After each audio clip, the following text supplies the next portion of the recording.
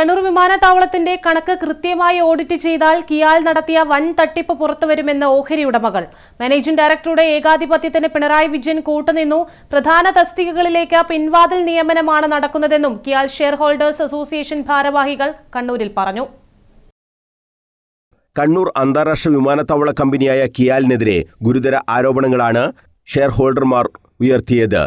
Managing ഡയറക്ടറുടെ ഏകാധിപത്യമാണ് വിമാനത്താവളത്തിൽ നടക്കുന്നതെന്നും ഇതിനെല്ലാം മുൻ മുഖ്യമന്ത്രിയായ പിണറായി വിജയൻ കൂട്ടുനിൽക്കുകയാണെന്നും ഭാരവാഹികൾ വാർത്താസമ്മേളനത്തിൽ പറഞ്ഞു.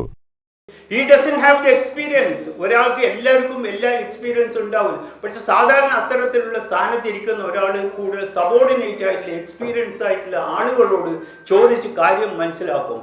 അത്ര എക്സ്പീരിയൻസ് ഉള്ള ആളുകളോട് ഒരു കാര്യവും ഡിസ്കസ് ചെയ്യാതെ എല്ലാം ഏകാധിപത്യപരമായി തീരുമാനിച്ച് നടപ്പിലാക്കുന്നതിൻ്റെ ഫലമാണ് തീർത്ത ഫലമാണ് നമ്മൾ ഈ കണ്ണൂരിൻ്റെ പേരുദോഷവും മറ്റ് വ്യാപാരികൾക്കുള്ള നഷ്ടവും ഉണ്ടായത് എന്ന് വളരെ ഉറച്ച് ഞാൻ അതിൽ ഉൾപ്പെട്ട ഒരു ആയതുകൊണ്ട് ഞങ്ങളെ case still running to recover our 20 lakhs അത് വേറൊരു ഭാഗമാണ്. ഇതെന്ത് സംബന്ധിച്ചു ഇദ്ദേഹത്തിൻ്റെ ഇൻഎഫിഷ്യൻസിയാണ്.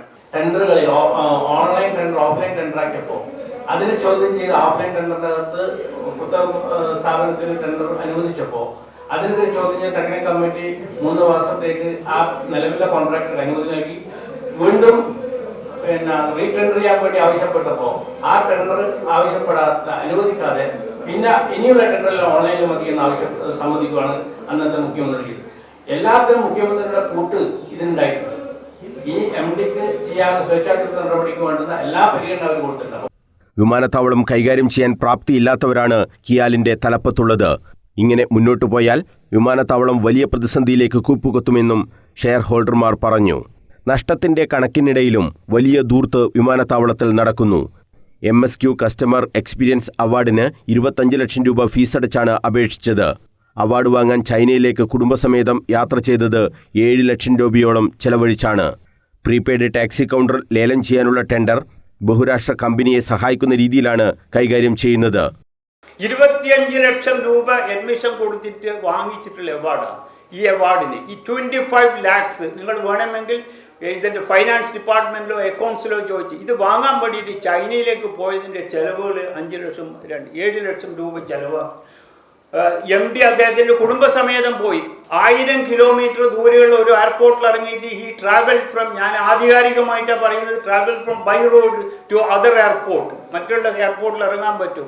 ഇതൊക്കെ എക്സ്പെൻസ് ആര് കൊടുത്ത് ഈ നഷ്ടത്തിൽ കൂപ്പോടിക്കൊണ്ടിരിക്കുന്ന ഇതിന് പേരും പ്രശസ്തിയും ആർക്ക് വേണം? ഒരു വ്യക്തികളുടെ പ്രാധാന്യത്തിന് വേണ്ടിയിട്ട് ലക്ഷങ്ങൾ ഇവിടെ ചെലവഴിക്കുകയാണ്. ഇക്കാര്യങ്ങളെല്ലാം മുഖ്യമന്ത്രി VD സതീശന്റെയും മന്ത്രി PK കുഞ്ഞാലിക്കുട്ടിയുടെയും ശ്രദ്ധയിൽപ്പെടുത്തിയിട്ടുണ്ടെന്നും ഷെയർ ഹോൾഡർമാർ പറഞ്ഞു. CAG-യെ കൊണ്ടോ പൊതുമേഖലാ സ്ഥാപനങ്ങളെ കൊണ്ടോ കിയാലിന്റെ ഓഡിറ്റ് നടത്തിക്കണം. ഇങ്ങനെ നടന്നാൽ വലിയ വെട്ടിപ്പുകൾ പുറത്തുവരും. കൃത്യമായ അന്വേഷണം ഇക്കാര്യത്തിൽ ഉണ്ടാകണമെന്നും കിയാൽ ഷെയർ ഹോൾഡേഴ്സ് അസോസിയേഷൻ ആവശ്യപ്പെട്ടു. Chairman Abdul Khader Panakkad, general secretary CP Saleem, KP Mohanan, KP Majeed, N Shaiju എന്നിവർ വാർത്താസമ്മേളനത്തിൽ പങ്കെടുത്തു. News bureau, Kannur.